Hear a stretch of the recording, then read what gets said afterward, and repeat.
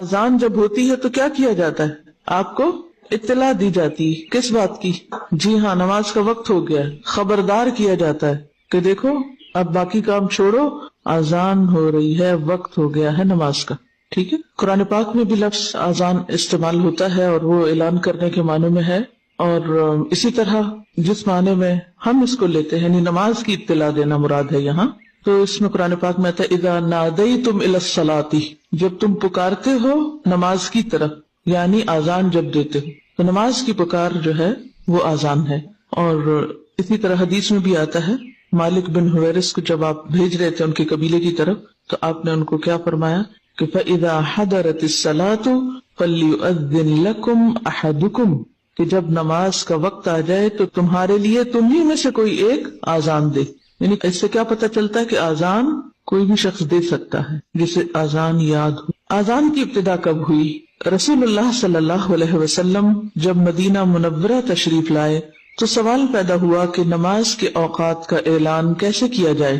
کچھ لوگوں نے یہ تجویز دی کہ نماز کے وقت بلند مقام پر آگ روشن کی جائے یا ناقوس بجایا جائے، بگل بجایا جائے. حضرت انس رضی اللہ عنہ نے فرمایا ذکروا النار والناقوس فذکر اليہود والنصارى فأمر بلال ان يشفع الآذان وان يوتر الإقامة. بعض صحابہ نے کہا کہ آگ کا جلانا یا ناقوس کا بجانا یہود و نصارہ کی مشابہت ہے. پھر حضرت بلال رضی اللہ عنہ حکم دیے گئے کہ آذان کے کلمات جفت کہیں. جفت کا کیا معنی ہوتا ہے؟ دو بار.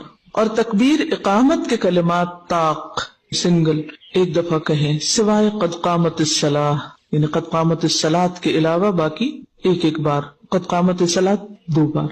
آذان کے جفت کلمات اللہ اکبر اللہ اکبر اللہ اکبر اللہ اکبر، اشہد ان لا الہ الا اللہ اشہد ان لا الہ الا اللہ اشہد ان محمد الرسول اللہ اشہد ان محمد الرسول اللہ، حی علی الصلاۃ حی علی الصلاۃ حی علی الفلاح حی علی الفلاح، اللہ اکبر اللہ اکبر، لا الہ الا اللہ. اللہ سب سے بڑا ہے، اللہ سب سے بڑا ہے، اللہ سب سے بڑا ہے، اللہ سب سے بڑا ہے.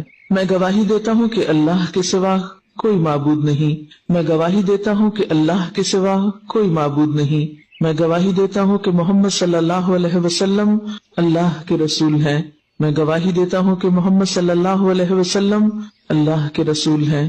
نماز کی طرف آؤ، نماز کی طرف آؤ، نجات کی طرف آؤ، نجات کی طرف آؤ، یا کامیابی کی طرف آؤ، کامیابی کی طرف آؤ. اللہ سب سے بڑا ہے، اللہ سب سے بڑا ہے، اللہ کے سوا کوئی معبود نہیں. اگر لوگوں کو اذان کا معنی آتا ہو تو یہ پکار سن کر کون گھر بیٹھ سکتا ہے؟ تو آپ سروے کر کے معلوم کر سکتے ہیں کہ ہمارے کتنے % لوگوں کو اذان کا معنی معلوم ہے. بچے بھی جو اسکولوں میں رٹتے ہیں تو بعض اوقات اذان الگ اور ترجمہ الگ، اول سے آخر تک پیراگراف کی شکل میں رٹ لیتے ہیں.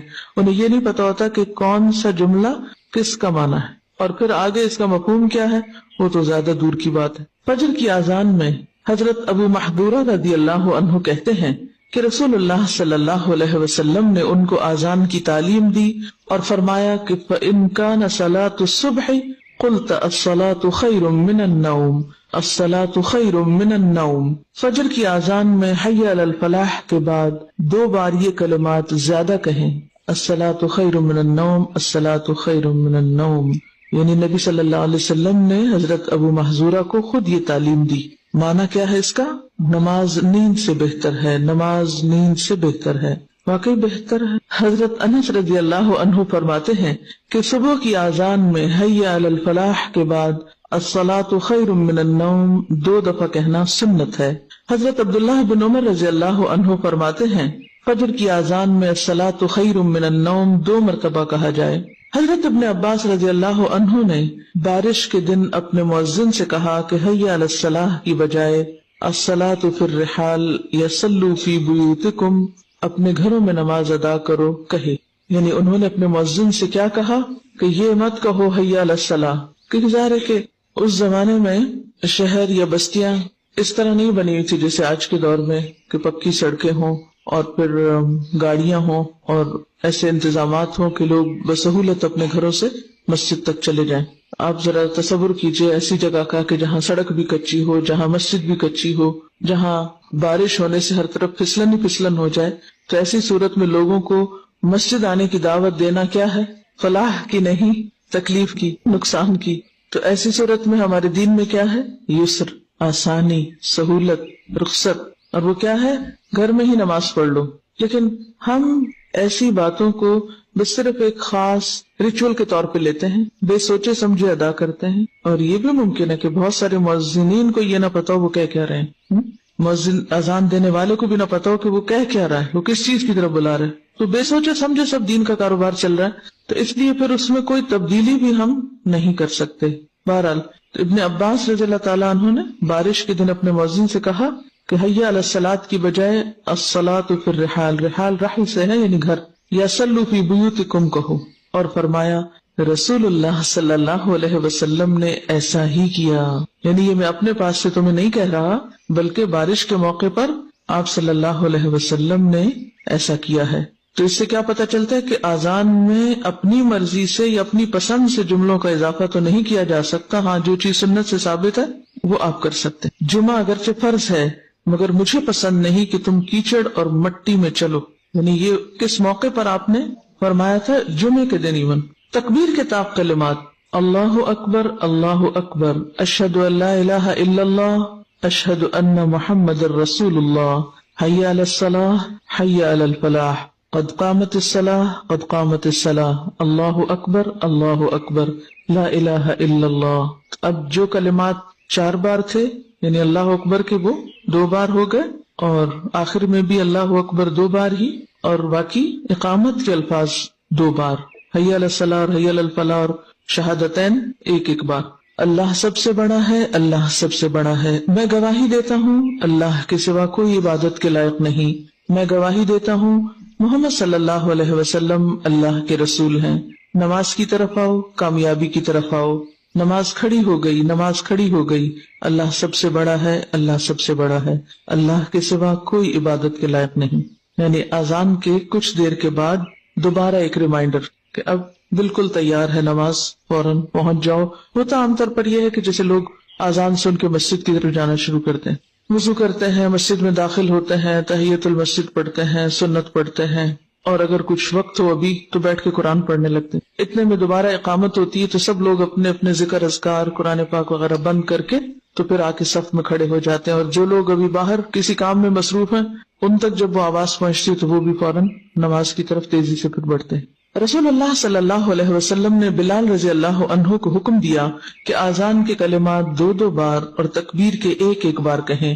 حضرت عبداللہ بن عمر رضی اللہ عنہ سے روایت ہے، انہوں نے کہا رسول اللہ صلی اللہ علیہ وسلم کے زمانے میں اذان کے کلمات 2 بار اور تکبیر کے کلمات 1 بار تھے، سوائے اس کے کہ مؤذن قد قامت الصلاۃ 2 بار کہتا تھا. دوہری اذان، ترجیع بھی اس کو کہتے ہیں. اذان میں شہادت کے 4 کلمات پہلے دھیمی آواز سے کہنا، پھر دوبارہ بلند آواز سے کہنا ترجیع کہلاتا ہے. ترجیع کا لفظی معنی کیا ہوتا ہے؟ لوٹانا، رجوع سے ہے نا، یعنی پھر پلٹ کے دوبارہ سے شروع کرنا. حضرت ابو محذورہ رضی اللہ عنہ سے روایت ہے کہ رسول اللہ صلی اللہ علیہ وسلم نے بذات خود مجھے اذان سکھائی، یعنی دوہری اذان اور دوہری اقامت سکھائی. پس نبی صلی اللہ علیہ وسلم نے فرمایا اذان اس طرح کہو، اللہ اکبر، اللہ اکبر، اللہ اکبر، اللہ اکبر، اشہد ان لا الہ الا اللہ، اشہد ان لا الہ الا اللہ، اشہد ان محمد الرسول اللہ، اشہد ان محمد الرسول اللہ. یہاں تک کہہ کے پھر دوبارہ اشہد ان لا الہ الا اللہ، اشہد ان لا الہ الا اللہ، اشہد ان محمد الرسول اللہ، اشہد ان محمد الرسول اللہ، حی علی الصلاح، حی علی الصلاح، حی علی الفلاح، حی علی الفلاح، اللہ اکبر، اللہ اکبر، لا الہ الا اللہ. ایسی اذان کبھی سنی؟ مجھے سننے کا اتفاق ہوا ہے. ہمارے ملک میں عام طور پر ایسی جرات کم ہی لوگ کر سکتے ہیں، لیکن عرب ممالک میں یا مختلف علاقوں میں ایسی اذانیں سننے کو بھی ملتی ہیں، اور یہ بھی ایک بڑا ہی خوبصورت انداز ہے.